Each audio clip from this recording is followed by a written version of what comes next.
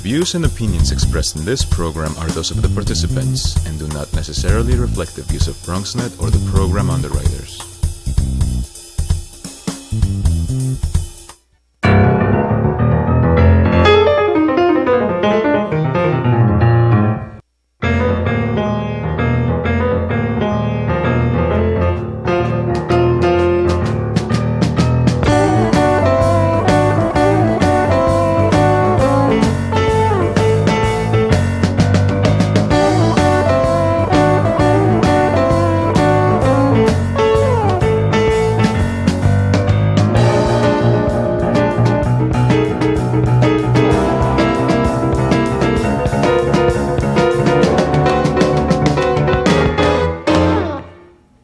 Good evening and welcome to Bronx Talk.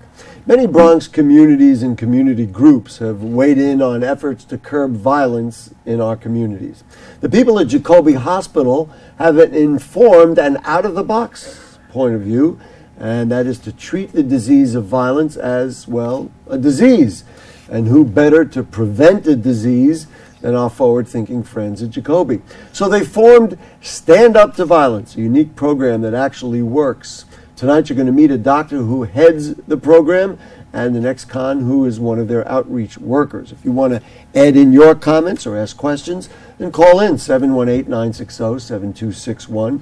You can also email them to us at bronxtalk@bronxnet.org or post them on our Facebook page, and we'll read them on the air during a future edition of our program. For the here and now, please join me in welcoming the medical director of the Jacoby Hospital Stand Up to Violence program, Dr. No Romo. Dr. Romo, good evening. Thank you for joining us. Good evening. Thank you. And the outreach worker I referred to a moment ago is Edwin Mendoza. Edwin, good evening. Thank you for joining us. Thank you.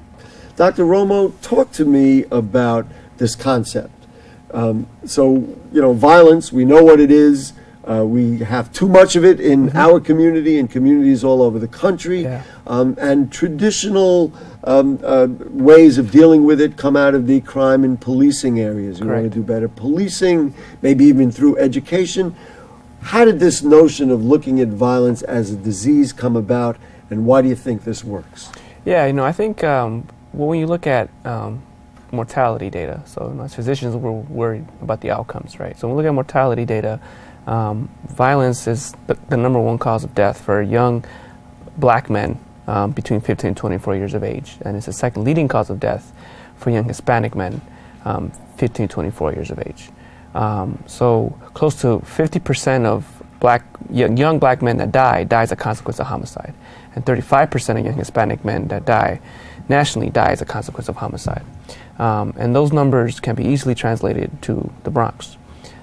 So when you look at that, when you look at something like that that's disproportionately, essentially killing a large portion of our black and Hispanic men, it is a disease. And it's a disease that spreads through certain communities. It's a disease that affects multiple people. That the problem stems beyond just the individual that is directly affected and injured, but stems to that individual's family, potential children, and that community. And it kind of breeds this culture of violence that in and of itself perpetuates itself and leads to more and more bad outcomes. One would wonder how a hospital could address something as significant as this, whereas criminal justice professionals are trying to deal with it, schools and in all other arenas, we're really trying to address this thing.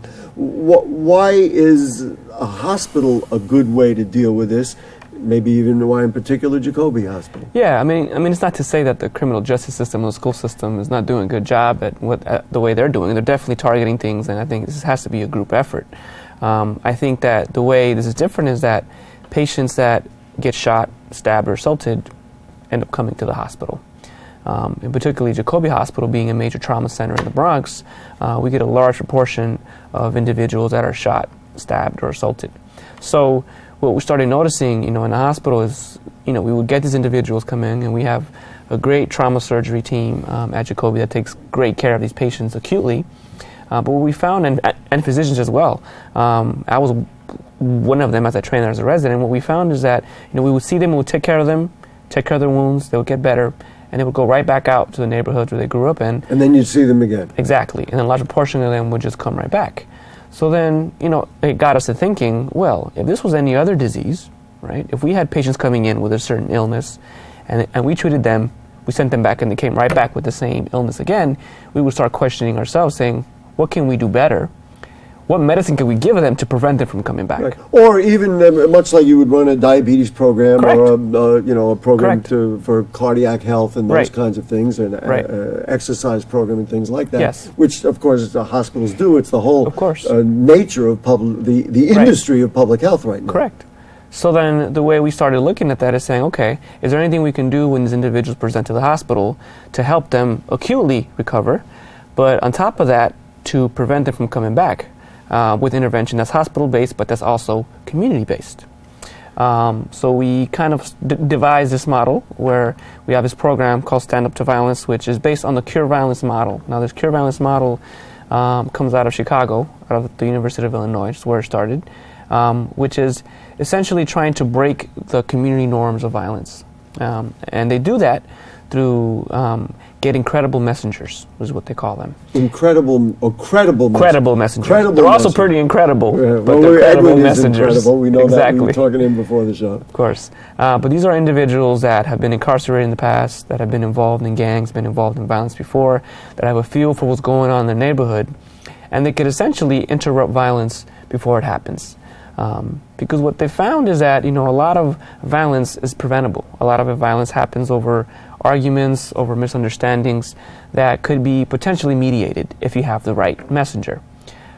So what we did... So rather than have you and your colleagues in the hospital who may not have street cred, correct, you'd bring in someone like Edwin, and we're going to talk to him Exactly. about his credibility in a moment. Go ahead. Exactly. But what we did in the hospital was we have the community components. We have individuals that are community outreach workers that have what we call a caseload, where they're able to identify high-risk individuals and essentially mentor them and try to keep them out of trouble, basically, at a very basic level.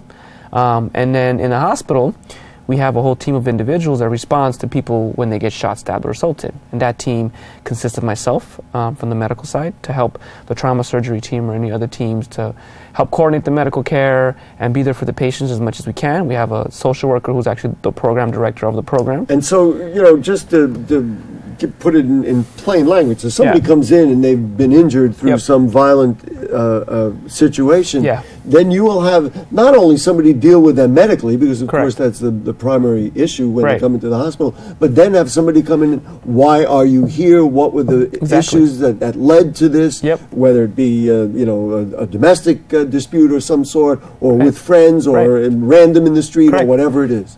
Correct. Wow. So it's myself, it's Erica Mendelson, who's a social worker, who's a program director, and it's Mervyn Moore, who's our hospital responder, who's also a credible messenger. So he's an individual who's also incarcerated, who was in gangs, active member of gangs for a long time. So we all go in and we assess these individuals and we figure out essentially just what happened and why they got shot, why they got stabbed. Does this work? Do you have a suggestion, Yeah. or certainly from the numbers? Now, you've been at it since July. Since July, for sure. And so is there a way to measure right now, all the way around the calendar to February, Sure. that we know it works? Sure. So, you know, we have the community component and the hospital component. So as far as the community component, we have significantly decreased the number of homicides and shootings in our target zone areas compared to last year at the same time. Wow. Do you have the exact numbers for that? So the exact numbers we're still kind of working on the exact numbers, Right. but when you look at the actual data, like we've decreased close to like 30 to 40 to 50, I will say like 30 to 50%, depending on the target zones. This, by the way, the 47th and 49th precinct. Correct. Okay. As far as the hospital, we've responded to close to 90 individuals now since we've been up and running. And we also have a clinic that I started that I run along with Erica, the social worker, and Mervyn, where we see individuals after they get discharged from the hospital. So we try to coordinate their rates of follow-up, we try to coordinate their care. And so far, all the individuals that we have followed through and came to our follow-up clinics and kept tabs on, none of them have gotten re-injured. So in the last 6 months. Whereas in the past, you had started out by saying they Correct. come back in. It's almost like recidivist criminals, Right. it's recidivist, Victims of violent trauma, essentially. All right, let's. Edwin sitting here, nice and calm. Edwin, nice to have you with us. You have an amazing story for. I think people of the Bronx would be interested to hear something about your background. So give us the main points that we need to know and why and how you ended up being an outreach worker for Stand Up to Violence. Well, they heard that first of all that I'm credible as I've been on the streets for a very long time, but I also was incarcerated for a long time. I was incarcerated for 17 years, 6 months. 17 years. 6 months out of 20 years, federal. And while I was in prison, I was actually doing this while I was in prison indirectly, I mean, as a way as, when I was in prison, I was always talking people out of problems. When it was fights, especially with friends, I would try to get them out of them problems, And so I've been doing this for a long time, you know what I mean? So now that I'm out here doing it, and it makes sense to make the connection. Let's just get a little more of the background. You were arrested at what age? 19. For what? For drugs. For heroin. You told me. Yes. Right? Organization, yeah. And you served your time where? 7 prisons. 7 different prisons. Yes. They just moved you wherever I guess they wanted to move you. When you came out, were you looking for work? Were you well adjusted and ready to come out? Was there an adjustment period? No, there was an adjustment period. See, they usually, when you come out of the federal system, they put you in a halfway house. What they do, they try to get you prepared for the streets. A little acclimated. Right. Yeah. And so, it was a shock for me, being around so many people, trying to get adjusted to going on train again, just being in Fordham Row, all these people, walking down Fordham Row. It must have been somewhat threatening, especially if you were in at 19, 17 years later, so now you're what, 36 years old, yep. And the whole world is different, you don't know how to interact with people. So what do you do in this project that makes you a valuable outreach worker? I mean, it's obvious that you understand certain things, but talk to me about specifically what you do. Well, what we do is we go into these housing projects that got high risk individuals. Mm-hmm. That these projects are known for having gangbanging and young kids carrying guns. Mm-hmm. And we go up in there and we speak to high risk individuals that we think they're high risk individuals, where they got to fall in a criteria that we feel like, well, he's high risk, and a lot of times being that we're from the streets, I can see it. I know that this person's high risk. I don't know if you want to name the housing project, for example, or one that you might walk into, and you go in there. Do you have any research beforehand, or you just walk in and kind of? Do you go alone? You go with somebody else? No, I go with somebody. Sometimes I go alone also. And you'll just walk in and then kind of size it up, or do you know ahead of time what you're looking for? I always know ahead of time when I'm walking my. And what do you do? Hey, buddy, come here. Let me talk to you. Well, somehow I feel like that would not work. No, yeah, but sometimes what I do is we have flyers also that we give out that has SUV, has our email and which and is like the logo you're wearing. Exactly, right? and a lot of times that's icebreaker. I give them that, and I spark a conversation with the young kid like that, and that's how. And are they receptive, or are they like, hey man, come on, don't start with me, I don't want to deal with this? Some are, but lately a lot been receptive, a lot. They've been receptive. Yes. Which would suggest that they don't want to be in this situation that they're in, that they wish there was a way out of it. Right, because they quick to talk, they quick to have the conversation. Like when I tell them, listen, I know how it is to be in your position. I know how it is to hang out in the corners. I know how it is to carry guns. I know how it is. I know how it is to running and ducking from the police. I know how it is. And then what do you get them to do? Because obviously you can say, well, stop doing the wrong thing, but they really need something to do to replace this activity that they've been in. So what we do, we refer them. Like if they want to go back to school, or they need a job, that's what we do. We refer them to get a job, go back to school. Sometimes we take them out. We go to pizza. We have pizza with them. We take them to the movies. Things like that. Really? Yes. And it works. Yes. And you literally take these people and take them off the street. Yes. How well supported is the program? Because now the things he talks about, I mean, you need there needs to be funding for it. Yeah. And you know, selling out of the box thinking to traditional, you know, forms of funding is not always easy. Correct. Yeah. No. He's correct. right. Yeah. I mean, we are lucky enough to get state funding, especially through Senator Klein's office, and the state has funded us at least for another year.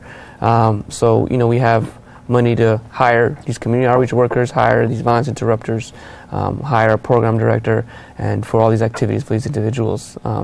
So we're lucky enough to have that funding. But I think what really makes it all come together is that the hospital has a vested interest in this, and we have multiple departments involved in this. So we have the surgery department, the trauma surgery department specifically. We have the adult emergency room. And they're involved because when they see a patient, they say, hey, somebody's in. Yeah, correct. We need to get a larger Right, and the pediatrics emergency department, the Department of Pediatrics, which I'm a part of because I'm a pediatrician, and the Department of Pediatrics at Jacoby. So you have multiple layers to this. We have a lot of the administration and all that stuff. So and we have a lot of support, which doesn't always happen, which I think is unique. And you have a maybe partially I think that speaks well to the team that is at Jacoby. Correct. But also that they recognize, wow, maybe we have a chance really to do something. Let's talk about intervention. I'm going to ask you, and then we'll go back to Edwin about it. So after somebody's come in and they, you know, you're dealing with their medical issue. You can intervene all you want, but if you send them back out and you do that and without a follow-up, who knows what you're going to get. So is that among the most difficult aspects of this? Yeah, so you know what we try to do is so we see them every day in the hospital, establish a relationship with them while they're in the hospital. Once they get discharged, we have a hospital responder call them, keep tabs on them, and if they're within our target zone area, we're able to link them up with one of our community outreach workers. So let's say a 17-year-old young man, he gets shot, and we see him every single day. We introduce him to Edwin in the hospital and say, hey, Edwin, this is going to be and I'm sorry, Edwin, then you go and literally and talk to them in the hospital? Yes, have a conversation with them. Give me an example of the kind of conversation it would be. Well, first of all, it depends where he's in the hospital. If he's in for a stabbing, a shooting, or whatever, or you know, depending. Whatever, right. Sure. Or, you know, what I do is I kind of like pay it forward with my experience. I kind of sit down and tell him that I know what he's going through right now. I know that he's vulnerable. I know that he right now he's thinking about getting back at the person. You know what I mean? But that's not the way. You know what I mean? Because all it's going to do is lead you to prison. Put you back on this bed and maybe worse. Right, you'll right, be on absolutely. this bed and on your way to jail. Right, you know, and I just, you know, I'm giving him choices. I'm trying to put choices in his head that say, like, you know what, there's so many other things to do than to go back on the street and get revenge. Given the experience that you had, and presumably you would look at them as mistakes you might have made, I'm guessing this is a very gratifying thing for you to do it and actually see somebody listen to you and change. Absolutely.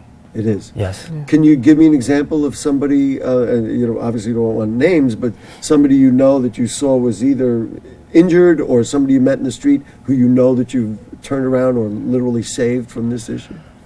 I have a few. Tell me one story. I like a good story. I have one that's he doesn't want to go to school anymore. When I first met him, he wasn't going to school. High school student? Yeah, high school. Wasn't going to school. Like to carry weapons all the time. You know, essentially knives all the time. And by me just seeing him every day, talking to him. Every day?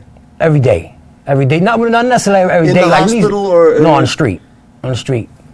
Like 2-3 times a week.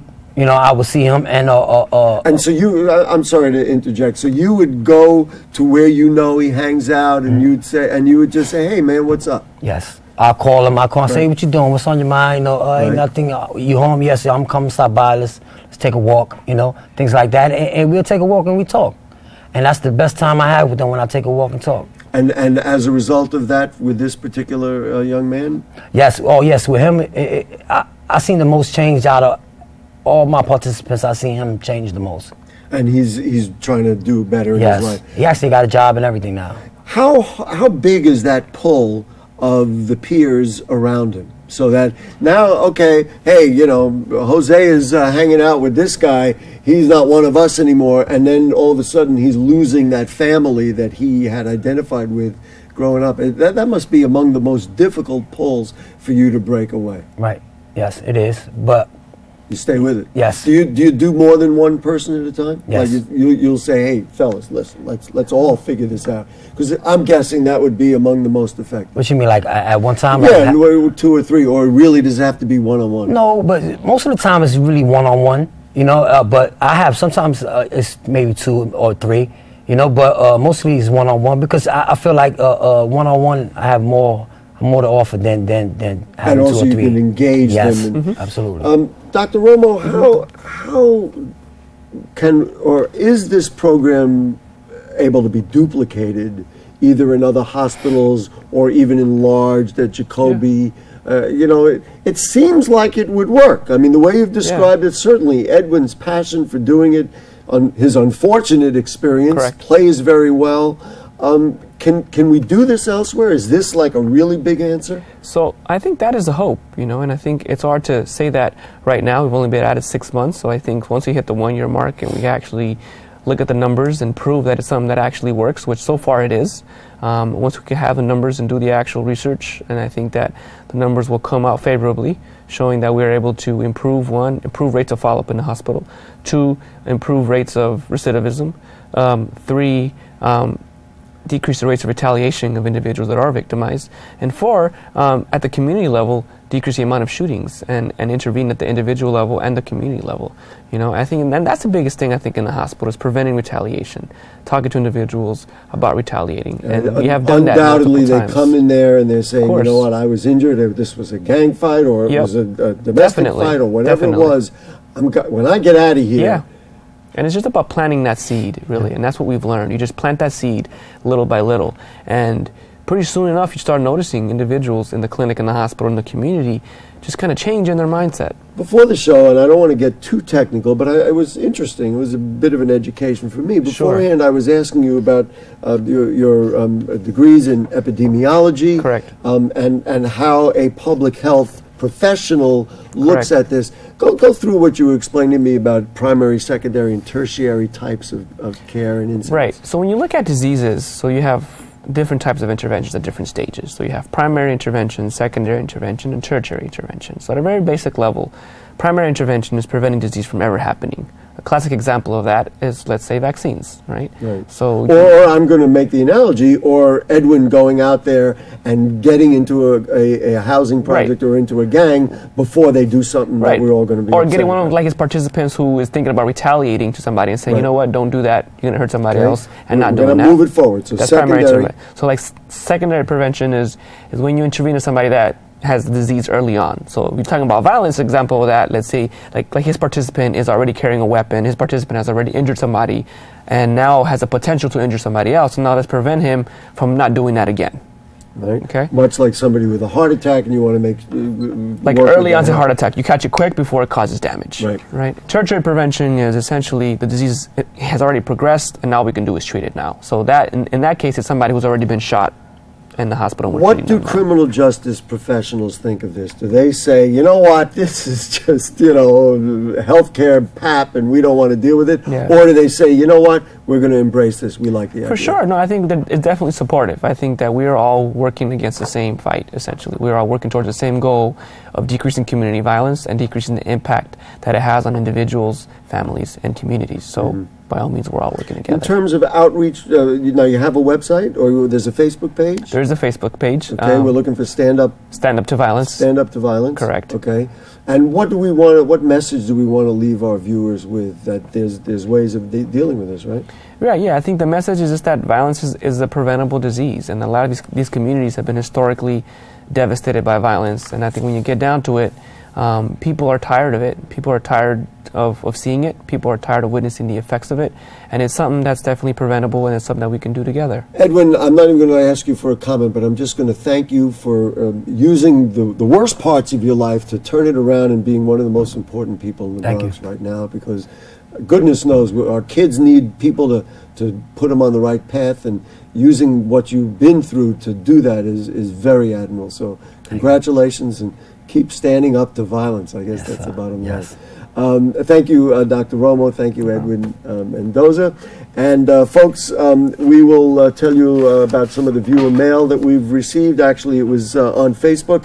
This was about the show we did on the decaying Pilgrim United Church and what should be done with it. That's on 170th and the 175th in the concourse. Facebook posting by Christina L. said, "I'm all for preserving it. Let's not rip out the pews or the stage, please, but a good rehabbing is needed." And then also Richard G. posted on Facebook, said the building needs a new roof ASAP. Once made weather tight, the rest of the issues can be addressed. This is a very similar issue to PS 31 on the Grand Concourse. The owner is essentially doing everything possible to make the building collapse. We thank both Christina and Richard G. for their comments, and we will tell you if you have further questions or comments on anything you heard on tonight's show or anything going on in the Bronx. Then email them to us at bronxtalk@bronxnet.org or put them on our Facebook page, and we'll read them on the air during a future edition of the program. Please like Bronx Talk on Facebook, and you can check out the archives at bronxnet.org. You'll find Bronx Talk in the lower right navigation bar. Now, next week, an exclusive show about a remarkably unique program, much like the one at Jacoby. This one empowers Bronxites through the arts. It meets them in a very unique place, in laundromats. The Laundromat Project on Bronx Talk next week. Unique, creative, and effective. And also write it down so you don't forget our guest on the 23rd, Bronx Borough President Ruben Diaz Jr. That'll be February 23rd. Thanks to our producer, Dalia Gonzalez. Director today was Bianca Ortiz. Thanks to Helen and the cast of thousands around us, and we'll see you next week. Good night.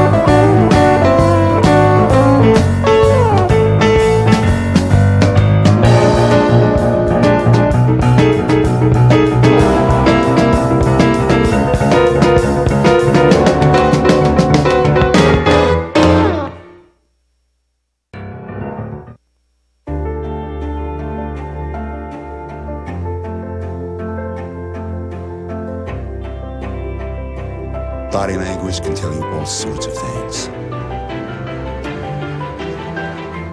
Like someone is having a stroke. Know the sudden signs. Learn fast. Face drooping, arm weakness, speech difficulty. Time to call 911 and get them to a hospital immediately. Learn the body language and spot a stroke fast.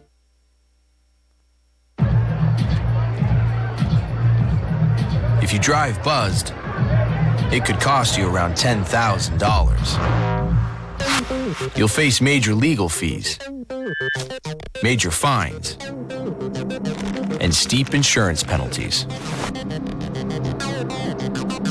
You could lose everything. Buzzed, busted, and broke. Because buzz driving is drunk driving. So, I got this new family. And I don't know what it is about this one, but she can't seem to put down that toy. Oh, and she even talks to it.